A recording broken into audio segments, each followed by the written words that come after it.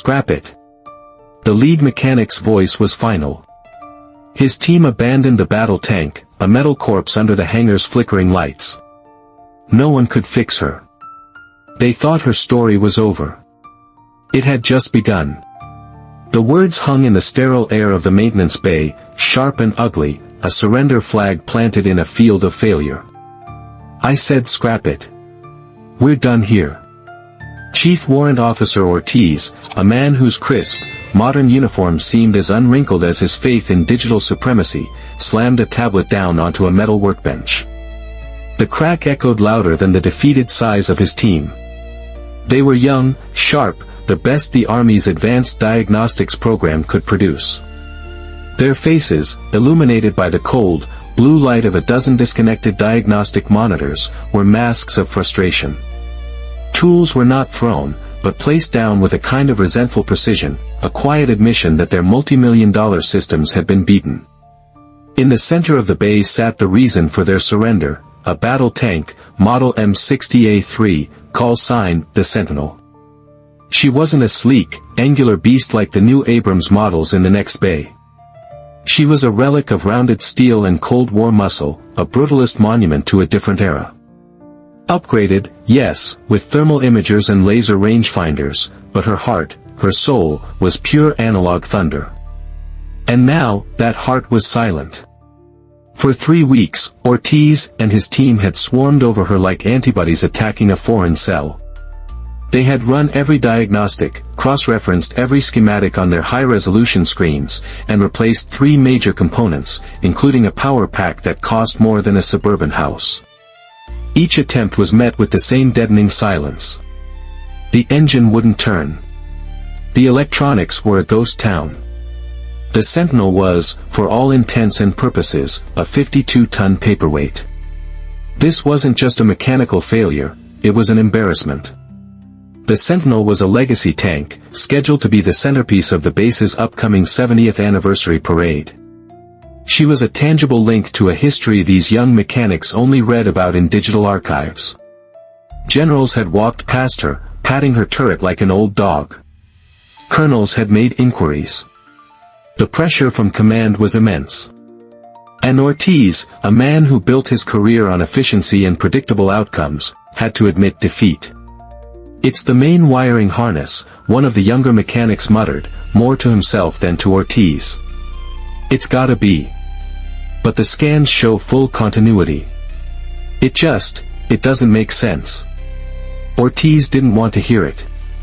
"The scans are clear. The computer says the harness is fine. The computer says the power unit is fine. The computer says this tank is a ghost. I'm not chasing phantoms."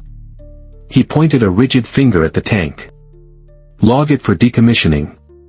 I'm putting my team on a real problem, not a museum piece with a death wish." His team began to disperse, relieved to be walking away from the metallic tomb. The Sentinel sat under the bright, unforgiving LED lights, her cannon lowered in what looked like a posture of shame. She was a warrior without a war, a protector without power, and now, a story without an ending. The air smelled of ozone, digital cleaners, and the cold, metallic scent of failure. Into this atmosphere of quiet defeat, a new figure appeared at the massive bay door, silhouetted for a moment against the bright Kansas sun. It was a woman, old enough that the harsh light turned her short-cropped hair to a shock of pure white. She moved with a certain stiffness in her right hip, a subtle hitch in her gait that spoke of old injuries and long years. She wore a faded olive drab work coat over a simple denim shirt, and carried a heavy canvas tool bag that looked as old as she was. Her name was Evelyn Reed, though everyone who had ever served with her called her Evie. At 70, her face was a roadmap of deserts and winters, but her eyes, a pale, clear blue, missed nothing. They swept across the scene, the defeated team, the gleaming but useless diagnostic carts, and finally, settled on the silent bulk of the Sentinel. A few of the mechanics glanced her way, their expressions shifting from weary to dismissive. They saw another civilian, a tourist on a nostalgia trip, probably a relative of some long-retired officer wanting to see the old hardware. Chief Ortiz intercepted her before she'd taken 10 steps into his bay. "Ma'am, can I help you? This is a restricted area." His tone was polite but firm, the kind one uses for a confused grandparent who has wandered into the wrong room. Evie offered him a small, tight smile that didn't quite reach her eyes. "I heard you were having some trouble with the A3. Her voice was low and gravelly, like stones rolling in a slow river. Ortiz's professional patience thinned. "It's a complex systems failure, ma'am. Decommissioned. Nothing to see here." "I used to command one of these," Evie said, her gaze still locked on the tank. "In Germany. Fulda Gap." The geographical reference meant nothing to most of the young mechanics, but one of them, a young private first class named Miller, froze mid-step. His back was to Evie, but his head tilted slightly. Fulda Gap. The name echoed in his memory, pulled from a story his grandmother used to tell. A story about her best friend in the service, a woman who could coax life out of dead engines in the dead of a German winter. A woman they called Evie. Ortiz, however, was unimpressed. "That was a long time ago, ma'am. These have been upgraded. They're more computer than machine now. We have protocols." "I see your protocols," Evie said, gesturing with her chin toward the silent diagnostic stations. She walked past the still bristling Ortiz, her worn leather boots making soft, determined sounds on the polished concrete floor. She didn't ask for permission. She simply acted as if she belonged there. The younger mechanics exchanged smirks and eye rolls. An old woman with a canvas bag was going to solve what their state-of-the-art tech couldn't. It was a joke. But Private Miller turned, his face a mixture of disbelief and dawning awe. He watched as Evie Reed approached the Sentinel, not like a mechanic approaching a problem, but like a rider approaching a beloved, wounded horse. Evie didn't reach for a tool. Instead, she placed a bare hand on the cold, rolled steel of the tank's hull. Her fingers, gnarled and thick with the telltale bumps of arthritis, traced the edge of a deep scar near the front glassy plate, a gouge that was not part of any factory design. She closed her eyes. The sterile smell of the modern bay faded, replaced in her memory by the scent of damp earth, diesel exhaust, and pine needles from a German forest. The hum of the LED lights dissolved into the constant, low thrum of a world holding its breath on the edge of war. This scar on the tank wasn't data to her, it was a memory. A near miss during a winter exercise in '78, the lurch of the machine, the shouted laughter of her gunner, a young woman named Maria, once the danger had passed. To Ortiz's team, the Sentinel was a collection of systems, a flowchart of electronic and hydraulic pathways. To Evie, she was a living thing, a repository of stories. She walked the length of the tank, her hand trailing along its side, her touch both a greeting and a diagnosis. She ran her fingers over the interlocking plates of the track guards, feeling for the subtle warping that spoke of stress. She bent down, her stiff hip protesting, and inhaled deeply near the exhaust grill, parsing the faint, lingering scent of unburnt fuel. It held a sour note, a chemical bitterness that was wrong. Her inner world was alive with ghosts and echoes. The tank wasn't just metal, it was the machine she and her crew had lovingly called their Iron Sister. It was the shelter where they'd huddled for warmth during blizzards, sharing stale coffee and whispered secrets. It was the weapon that gave them the confidence to stare across a tense border, knowing they were the shield. When one of these machines failed back then, it wasn't an inconvenience. It was a crisis. It meant vulnerability. It meant letting your sisters down. And you didn't walk away. You never walked away. She finally opened the heavy canvas bag. It contained no laptops, no digital multimeters. Instead, she pulled out a set of worn wrenches, a roll of electrical tape, a simple continuity tester with an analog needle, and a small, powerful flashlight. Private Miller watched, mesmerized. The other mechanics had approached the tank like surgeons in a sterile operating room, afraid to touch the patient without a computer telling them where to cut.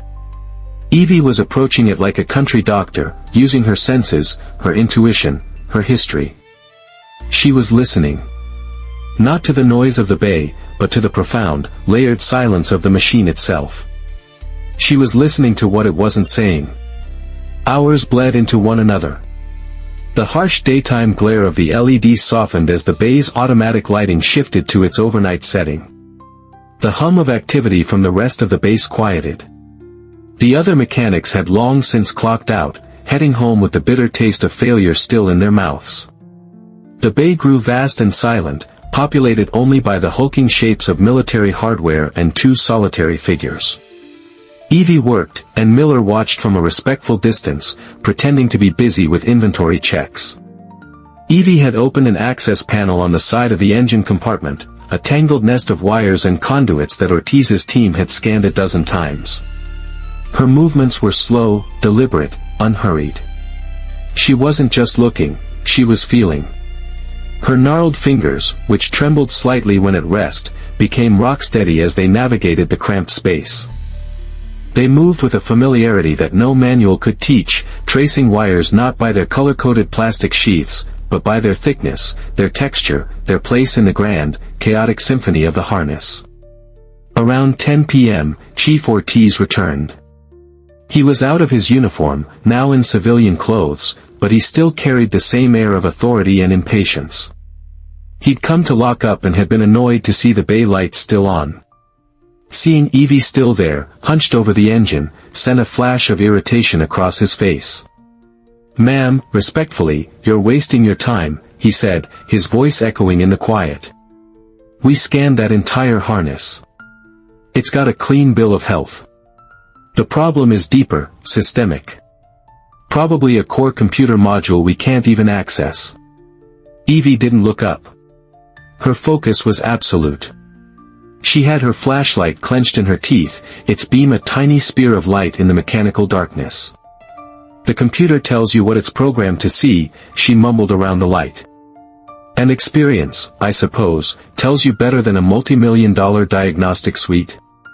Ortiz scoffed, crossing his arms. The generational and methodological divide was a canyon between them. "Look, I appreciate your historical attachment. But this is over. Let it go." He stood there for another minute, expecting a response. He got none. Just the soft scraping of metal on metal and the occasional, quiet grunt. With a final shake of his head, he turned and left, the sound of his footsteps a sharp, receding judgment. Evie didn't notice. Her entire being was focused on one spot, deep within the harness, tucked behind a hydraulic line. It was a place the magnetic scanners couldn't easily penetrate and that visual inspections had missed. A small, black, box-like component no bigger than a thumb. A simple analog power relay. It looked fine. It looked ancient. But as her fingers brushed against its base, she felt it. A tiny, almost imperceptible grittiness. Corrosion. A fine, green patina of copper oxide had crept into the seam where the main contact was housed, just enough to break the circuit under load, but not enough to register as a complete break on a simple continuity scan. It was a failure of metal, not of silicon. A disease of age, not a bug in the code. A slow, knowing smile spread across her face in the darkness. It wasn't a smile of triumph, but of confirmation. She had found it. The ghost in the machine. And it was exactly what she expected. With the delicate precision of a surgeon, Evie went to work. From her canvas bag, she pulled a small wire brush, a can of contact cleaner, and a tiny jeweler's file. She didn't replace the relay, that would be too simple. The part was obsolete, and a new one wouldn't have the same resilience. Instead, she began to heal it. She carefully cleaned the contacts, scraping away decades of accumulated grime and the insidious green corrosion. She filed the contact points until they shone a dull, healthy copper. She tested the connection with her simple analog meter, watching the needle swing decisively to the right. It was a solid link. A promise renewed. After wrapping the base with a layer of fresh electrical tape, she sealed the relay back into its housing. The entire repair took less than 20 minutes. She closed the access panel, her movements now filled with a quiet sense of ceremony. She wiped her greasy hands on an old rag, then walked to the driver's compartment and lowered herself into the seat. It groaned under her weight, a familiar complaint. Her hands found the controls in the dark, her muscles remembering a dance her conscious mind had almost forgotten. She didn't just turn the key. She engaged in a ritual. A sequence of switches flipped, a primer pump engaged. It was a startup procedure that had been streamlined and automated in newer models, but Evie knew the old way was a conversation, allowing every system to wake up and report in. For a moment, there was only the click and whir of small electric motors. Miller held his breath. Then came a deep, guttural cough. The entire 52-ton chassis of the Sentinel shuddered violently, as if being shocked back to life. Another cough, followed by a low, rumbling growl that vibrated through the concrete floor. And then, it happened. With a deafening eruption of sound, the 1,500 horsepower turbine engine roared to life.